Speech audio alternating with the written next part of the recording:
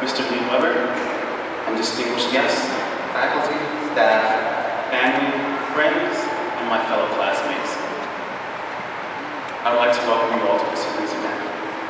And it is with great pride that I stand before you today.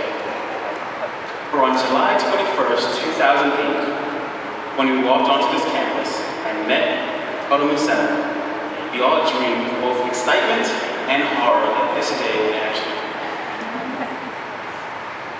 We came from an array of different places and different backgrounds. Some of us came because we wanted a better life for our families.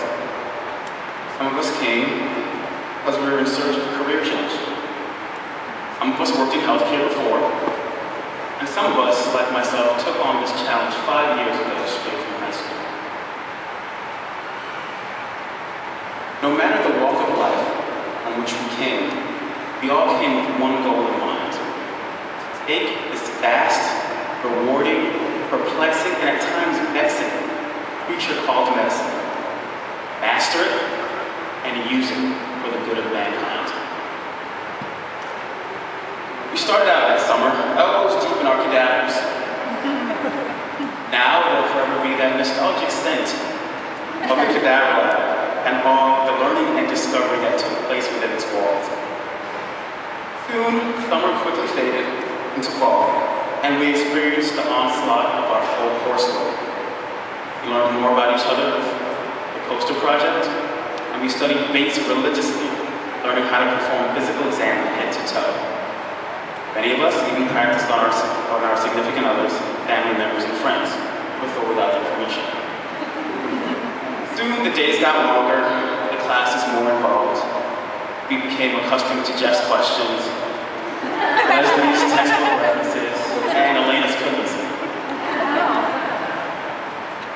Even so, we forged ahead as we trusted the process.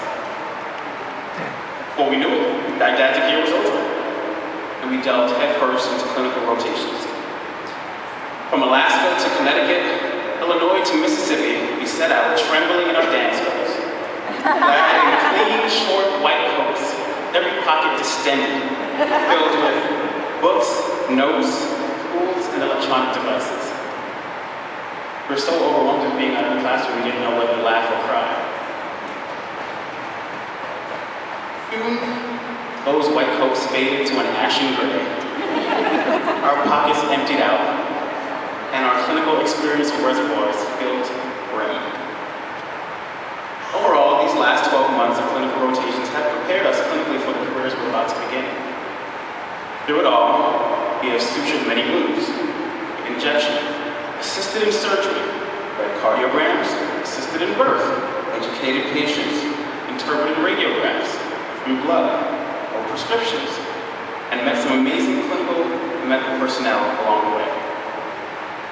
I would be remiss, however, if I did not mention some of the other things: the long road trips to Mississippi, the aching feet and the sleepless nights on surgery, and getting horribly sick on pediatrics. None of this, however, would be possible without the strong foundation built by this amazing faculty. They've spent long hours preparing us for this day. Each member of this faculty has been instrumental in instilling within us the clinical knowledge and skill that to not only do this job, but to do it well. Moreover, outside of the classroom, their doors and hearts were always open in times of need. Today, we thank you for making this all possible. This day represents 2 years of sacrifice and dedication in some of the hardest coursework many of us have ever experienced. In the coming weeks, we will venture out into the world of medicine as newly certified and licensed physician assistants.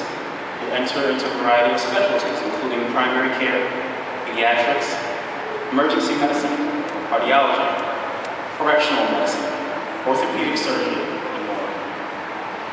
The road ahead, however, would have been far shorter than the road to this point if it was not for the love, support, and sacrifices for the others in this room. At this time, I'll ask my class members to stand, turn around, and look at your family.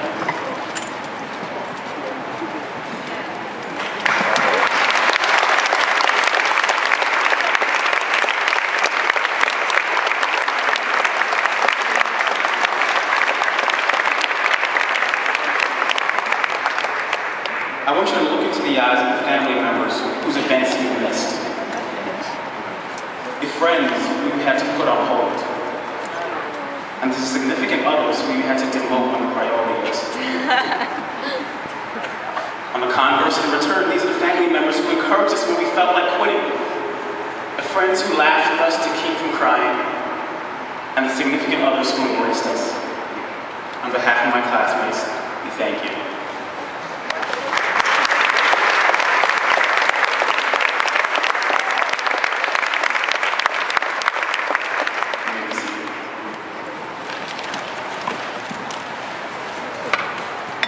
Lastly, my fellow students, I thank you for the honor of being your president. I'll never forget the times we shared together and the lessons you've taught me. For example, trying to lead 46 type A personality classmates. Thank you. Thank you for teaching me how to be a better leader, better friend, better colleague.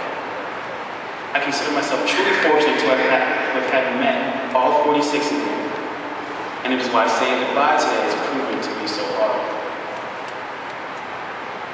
But as we part,